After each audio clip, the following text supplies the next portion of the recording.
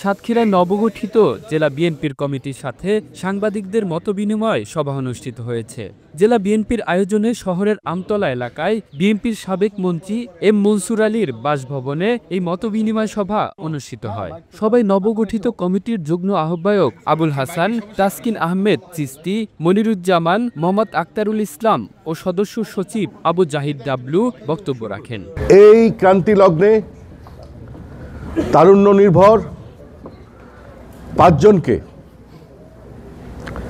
এবং তার মাথার উপরে অভিভাবক হিসাবে আমাকে উনি জেলা বিএনপির নতুন আহ্বায়ক কমিটির আহ্বায়ক করে সদস্য সচিব এবং 4 জন যুগ্ম আহ্বায়ক করে সাতক্ষীরা জেলায় পাঠিয়েছে। আমরা এমন একটি দল, শহীদ রাষ্ট্রপতি জিয়াউর রহমানের প্রতিষ্ঠিত এই দল, আপনারা সবাই জানেন ঐতিহাসিক ভূমিকা, ওনার স্বাধীনতার ঘোষণা,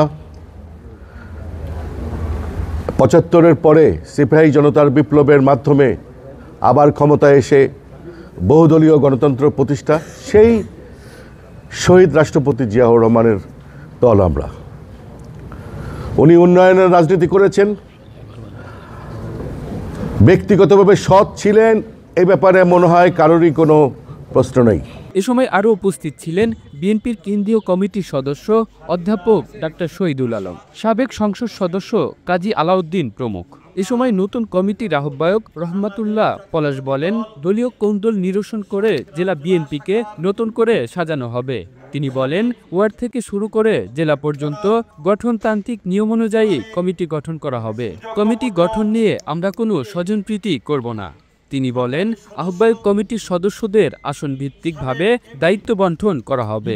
তারা সঠিকভাবে কাজ করছেন। আগামীতে জেলা বিএনপি হবে সুসংগঠিত একটি দল।